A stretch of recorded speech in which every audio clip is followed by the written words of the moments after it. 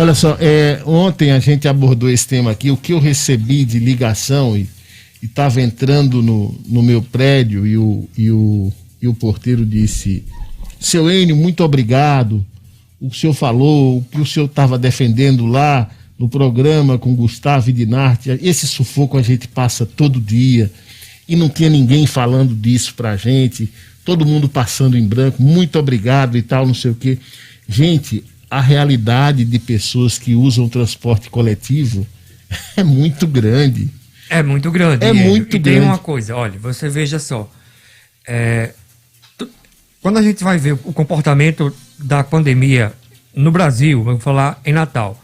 O que foi que houve em Natal no primeiro momento?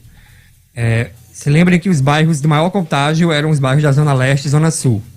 Porque o vírus inicialmente tinha o perfil econômico. Ele foi importado de pessoas que viajaram para áreas onde já havia algum surto de Covid-19.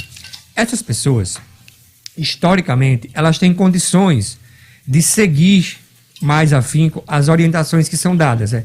Fique em casa, procure manter o distanciamento social. São pessoas, Zona Leste e Zona Sul, são pessoas que têm um alto poder aquisitivo com relação a quem mora, por exemplo, no conjunto Pajuçara, na Zona Norte. Isso é um fato, isso não é uma opinião. Na sequência, o vírus passou a se disseminar e aí o foco ficou em áreas mais populosas da cidade, especialmente ali migrando para a Zona Oeste e Zona Norte. Eram pessoas que precisavam sair todos os dias para trabalhar, se contaminavam nas áreas ricas da cidade e levavam o vírus para as áreas menos favorecidas. Nessas áreas, há ainda um componente, tá? Essas pessoas, elas não têm condições de praticar distanciamento social em casa.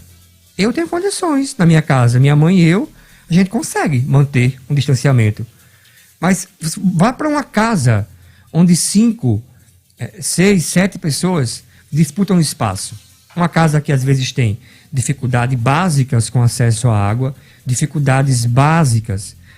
O pessoal, ter álcool em gel é luxo. Porque é muito caro, álcool em gel é luxo. É caro. É caro. Tem que se limpar com água e sabão. Quando houver água e se o sabão tiver em condições de ser comprado. Porque também há as escolhas de Sofia. Ou compra o sabão tal, ou compra a comida. Nos tempos de hoje estamos assim. Aí você pega esse contexto todo e ainda considerar que a pessoa tem que se expor todos os dias a ônibus lotados, correndo o risco, e aí aumenta a questão do impacto mental. Tá, eu vou pegar mais um dia de ônibus cheio para ir e para voltar. Aqui em casa ninguém teve Covid, mas eu tenho uma mãe com 80 anos e um pai assim. E não tem escolha, Será viu? que é hoje que eu vou voltar contaminado? E outra coisa, você não tem escolha. Não tem escolha. Não tem escolha. Olha, ou você usa o transporte coletivo, ou você vai a pé. Isso. É complicado. O Aí pior é isso. só para o nosso ouvinte entender aqui, aí vocês comentam depois à vontade. O nosso ouvinte entender a questão jurídica. A multa da decisão judicial é imposta à Secretaria Municipal de Mobilidade Urbana, a STTU, pelo descumprimento. Contudo, a STTU tem argumentado que não tem ônibus. A STTU não tem ônibus. E o papel dela, nesse caso, é apenas notificar as empresas, notificar a Seturne para cumprir a ordem judicial, que é colocar 100% da frota nas ruas. Enquanto isso, o Seturne afirma que não tem como cumprir os 100% e nem de serem multados. Sabe por quê? Porque não são partes do processo. É impressionante. É uma patuscada jurídica isso aí. É surreal. E diante disso, tanto o Ministério Público quanto a Defensoria Pública do Estado estão preparando uma peça jurídica para que a execução da multa aconteça. A multa é de R$50 mil e vai ser cobrada, sabe a quem? A STTU. É lamentável esse erro jurídico. Gente, o que a gente está falando aqui é surreal, isso não existe. Mas o que a STTU disse é claro, é cristalino. Eu não tenho ônibus. Quem tem ônibus é o Seturne. Mas a STTU tinha que ir além, Enio. Ela tinha que chamar o Seturne para o processo. Já como o Ministério Público e a Defensoria erraram, Tá entendendo? Como é que a STTU chama o Seturne para o processo? Ela bota uma petição encaminhada ao que decidiu, eu não lembro se foi um desembargador ou um juiz, dizendo, olha, meu limite é nisso aqui, mas essa instituição aqui, ela tem responsabilidade sobre colocar ou não os ônibus na rua. O Ministério Público já era para ter entrado contra o Seturne e contra a STTU. A Defensoria também, é raro, mas a STTU, ela pode chamar. Mas, pessoal, que poder é esse dessas empresas? Que poder é esse desse Seturne? Passa por cima de judiciário, passa por cima da população, entrega um péssimo serviço, é gente esperando por um ônibus que não vem. É gente esperando por um ônibus que não vem, e isso é de tempo. Agora, eu aqui já várias vezes defendi, olha, pessoal, aumentou o combustível e a preço da passagem não aumentou. Mas como aumentar algo se não tem o serviço prestado? Agora, tem algumas soluções. Primeiro, nós não estamos numa época de guerra, nós não estamos guerreando um vírus, uma pandemia mundial, porque não libera o transporte público para qualquer um que queira fazer a linha. Quebra esse esquema do Seturne. Hora das autoridades sentar e vamos quebrar. Pode ter no Rio de Janeiro não tem aquele frescão, né? Que você anda até com ar-condicionado, paga uma passagem mais cara. Bota esses ônibus de turismo que estão parados. Quem quiser andar de ônibus um pouquinho mais caro, anda neles. Outra coisa, aqueles ônibus amarelos, os escolares. Todos parados. Tem alguma escola funcionando, pública do estado do Rio Grande do Norte? Não tem. Traz esses ônibus para aqui, pessoal. Na época de guerra, vamos botar esses ônibus para a população na rua, andar. Só pode entrar com ônibus, como é que chama? Todo mundo sentado. Ou se vai para esse tipo de coisa com o setor, porque o pessoal joga pesado. A gente já viu que o pessoal joga pesado. O pessoal já bota 11, 9 anos. Nós temos a pior frota que existe aqui no Nordeste, de capital. Já é um horror. A pessoa sai de casa, é limpo, cheirosa, vai entrar numa lata de sardinha, apertado, quente, o serviço perto, saindo fumaça por tudo que é canto, que nem uma bomba injetora e um bico faz, que é a fumaça preta que não está o motor regulado. E aí, agora, além do mais, é o seguinte, se a gente está num problema sanitário, por que pode aglomerar dentro de ônibus? A Setur diz que não tem condições. Existe alguma empresa aqui no Rio Grande do Norte que possa fornecer essa mão de obra? Existe alguma empresa de turismo que tenha 10, 15, 20, 30, 40 ônibus parados que queira colocar para fazer linha? Né? Não pode a STTU cadastrar essas empresas para elas rodarem, não? Certo? Não pode, então, pegar esses ônibus de prefeitura, tudo que estão parados. Tem 11 aí no interior do Rio Grande do Norte, que os ônibus eles estão sendo, como é que chama aquele negócio? Tirando as peças. Tira a peça, como é? Sucateado, está sendo canibalizado. Tem 3 ônibus, aí vamos quebrar um negócio aqui, tira uma peça de um, tira uma peça de outro. Rapaz, vamos pegar esses ônibus, tudo parado é muito pior. Vamos botar para circular aqui em Natal. Alguma coisa tem que ser feita com esses reis. Com esses reis da cidade. Aqui tem governadora, tem prefeito, tem desembargador, tem presidente de assembleia, mas quem manda e desmanda em Natal, que ninguém tem coragem de dizer nada, é com esses cabas desse setor público, desse transporte público aqui de Natal. Já chega, homem. Já viu que eles são culpados. Eles, as empresas que estão o tempo todo aglomerando gente. Já sabe. Atenção, quem manda aí? Ministério Público. O Ministério Público tem uma A gente está, inclusive, a gente está num momento muito particular, num momento muito grave, num momento muito crítico. Gente, pelo amor de Deus, eu não sei que poder é esse que o Seturne tem, sabe? De arbitrariamente dizer, não, eu não vou botar 100% da frota, não, só vou botar 70%, 60%. Gente, e onde é que fica a população nisso aí? A atitude da STTU de dizer apenas que não tem ônibus também não se sustenta, não. Porque você veja só, eu vou pegar aqui um dia atípico em Natal, né? Esqueçam, vamos fingir que não existe pandemia e que Júnior Rodoviário, de repente, decidiu trancar o baldo e travou a cidade todinha. A STTU age prontamente. Ela baixa um ato normativo, autorizando permissionários a operar como ônibus, ela baixa um ato permitindo que motoristas de aplicativo passem a utilizar o carro como frete. Ela começa a tomar medidas imediatas para facilitar o escoamento do trânsito na cidade. Ela consegue fazer isso. Mas ela faz isso, aí eu pergunto, por que ela é tão ágil quando é contra uma paralisação de sindicato e agora ela demora demais a agir contra outros sindicatos, só que patronal? Porque um é sindicato de trabalhadores e esse é patronal. Não basta apenas dizer não tem um ônibus, você tem que tomar alguma medida. Olha só, ainda falando do transporte público, uma pesquisa confirma: ônibus lotado é sim um celeiro para a propagação da Covid-19.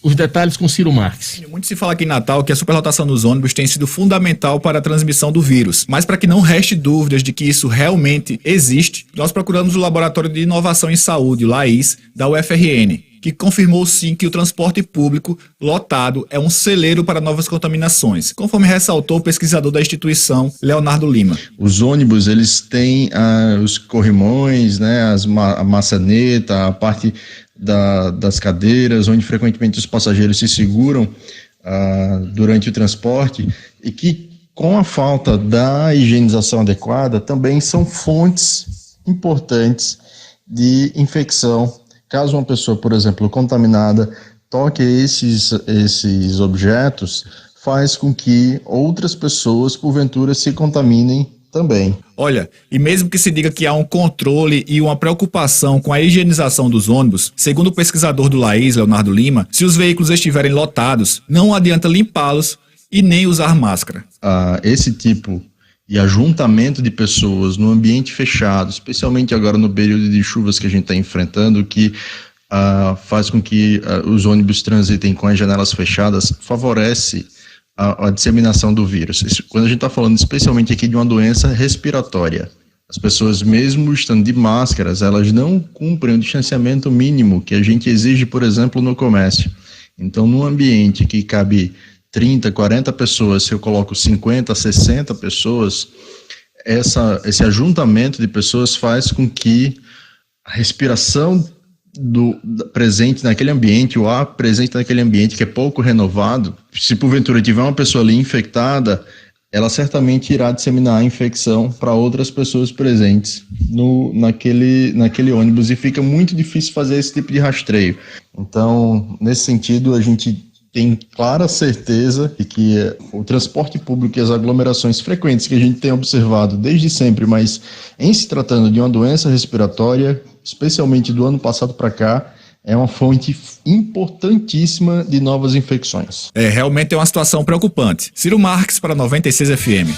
Olha, se pouco antes da derrubada do Império, nós tivemos uma lei exemplar, que foi a Lei Áurea da Libertação dos Escravos. Inclusive, fala salientar que Mossoró, no dia 30 de setembro antes, libertou bem antes do Brasil. Nós temos a oportunidade com esse vírus de também nos libertarmos do Saturno, sabe? É a oportunidade de Natal dar o grito de independência, como um dia a gente deu em relação a Portugal. E eu acho que a população de Natal tem que dar esse grito. Antes de você dar o grito aí da independência, existe cenário mais apropriado, porque inclusive o professor aí do LAIS, o cientista, enfim, ele foi muito feliz quando disse: existe cenário mais apropriado do que uma época chuvosa como essa? Janelas fechadas, pessoas amontoadas dentro de um ônibus, dentro de Enio, dentro de uma lata de sardinha. Eu queria dar um nome a isso. Meu Deus do céu! Que o sistema de transporte público de Natal se converteu em câmaras de contaminação.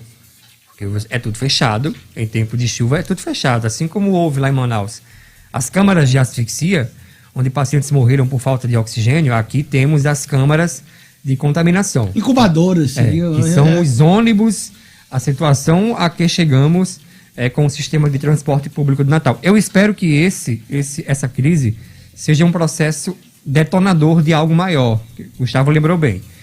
É impressionante como as coisas sobre esse sistema continuam inoperantes, continuam ruins, continuam assim há muito tempo. E até traçando aqui um paralelo, quando se fala naquela palavrinha a que as pessoas com reserva de mercado têm ojeriza, que é concorrência, as coisas não andam. A licitação do setor não anda, o serviço continua ruim, e só que dessa vez é uma questão literalmente de vida ou morte. E o pior que eu acho, Inácio, é o seguinte, é quando, num falso discurso de defesa da população, tentam enganar a própria população. São muitos dos vereadores que quando colocam ar-condicionado, Wi-Fi, motor traseiro baixo, não sei, chassi tal, inviabiliza a concorrência. Claro que sim. E aí deixa justamente isso. Deixa isso sem nenhum aliás, há muito tempo.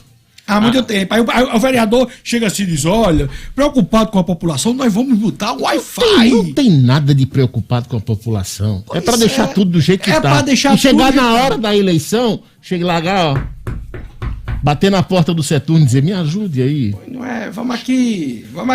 O grande problema é esse, sabe? Agora, como eu disse no começo do programa, nós entendemos a língua do futebol. Quando o ABC perde, quando o América perde, Flamengo, Vasco, Corinthians, aí a gente sabe se revoltar. Mas num negócio desse, já chega, tá bom. Agora, vamos parar de vereadorzinho, tá aí e dizendo assim, eu defendo a população, vamos botar Wi-Fi nos ônibus. Rapaz, vamos trabalhar numa realidade. A gente tá nem Índia, nem a Bélgica. Vamos nos limitar a ônibus com condições de receber a população? Ônibus novos. Mas só isso. Até 5 anos. Não precisa Wi-Fi, não precisa tala larga, não precisa, sabe, bancos reclináveis, ar-condicionado. Gente, por favor. Agora não tem um transporte, o usuário, o passageiro é mal assistido. O próprio empresário, que muitas vezes pagou a conta, porque o vale transporte é pago pela empresa também, certo? Não tem a segurança do funcionário chegar no horário, porque as linhas atrasam. Olha, é uma bagunça generalizada. A pessoa muitas vezes diz, olha, eu bato ponto. Aí tem um ônibus razoavelmente lotado. A pessoa arriscando a vida, também que não pode chegar atrasado, porque tem que render alguém no hospital, na empresa. Entra no ônibus, porque não pense que tá todo mundo que tá lotado, tá porque quer, não. É a necessidade. Claro que sim. A necessidade de chegar no horário, de ter o compromisso. Com a falta de compromisso desse pessoal. A STTU também tem que reagir. Não é só responder, olha, eu não tenho nenhum ônibus, não. Chamar o irresponsável. Eu não tenho ônibus, mas quem são irresponsáveis? Quem é que tem? Ei, venha pra cá pro processo. Sabe? A hora do secretário Paulo César Medeiros, botar a voz, dar nome aos bois. Tem que dizer quem são os bois. E mudou o secretário agora, né? É Paulo César Medeiros, mudou. É Paulo César. Eletricina deixou de ser a Czarina. A rainha da STTU, porque ela já vinha... Ela tá em Panambi, né? 517 anos já, como a diretora, presidente, CEO do STTU. Ela tá lá desde a expulsão de Adão e Eva. Exatamente. Então, quer dizer, vamos lá. A gente precisa só de uma mudança rápida, pessoal. É isso aí.